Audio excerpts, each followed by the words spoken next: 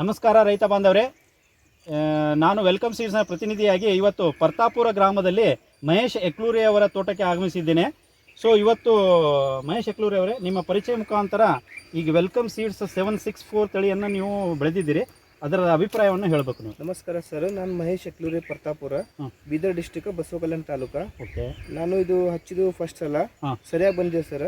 ಇವಾಗ ಇನ್ನ ಬರ್ತಾ ಇದೆ ಸರ್, 55 ದಿವಸ ಆಯ್ತು. ಇವಾಗ 55 ಡೇಸ್ ಆಗಿದೆ. 764 55 ಡೇಸ್ ಆಗಿದೆ. ಮತ್ತು ನಾನು ಮೊದಲು 936 ಹಚ್ಚಿದ್ದೆ. 936 ಹಚ್ಚಿದ್ರೆ ಹೋದ ವರ್ಷ ಹಚ್ಚಿದ್ದೆ, ಭಾಳ ಸರಿಯಾಗಿ ಬಂದಿದೆ ಸರ್. 936 ಓಕೆ, ಸರಿಯಾಗಿ ಅಂದ್ರೆ ಕರ್ಡ್ ಸರಿಯಾಗಿ ಬಂದಿದೆ ಸರ್. ಸೈಜ್ನು ಸರಿಯಾಗಿ ಬಂದಿದೆ sir. Quality number 1 sir, first quality ಅದು. ಫಸ್ಟ್ ಟೈಮ್ ಸರ್ ಅದು ಗೋಬಿ. ಅಷ್ಟು ವೈಟ್ ಇತ್ತು ಸರ್.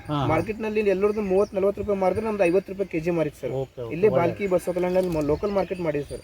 ಬೇರೆ ಇವು ನಮ್ದು ಇವರು ಶಾಪ್ದವ್ರನ್ನು ಬಂದು ಇಲ್ಲೇ ತಗೊಂಡು ಹೋಗಿದ್ರು. ಹೌದಾ?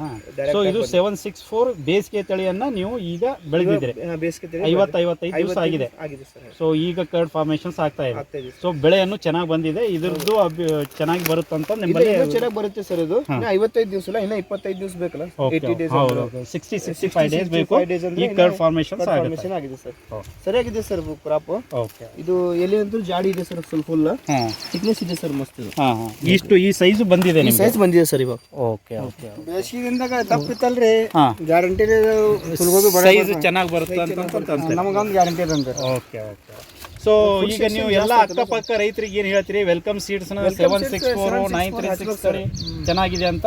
ಚೆನ್ನಾಗಿದೆ ಸರ್, ಬಿಂದಾಸ್ ಆಗಿ ಹಚ್ಬೋದು, ಪ್ರಾಬ್ಲಮ್ ಹಚ್ಬೋದು ಸರ್. Okay, thank you.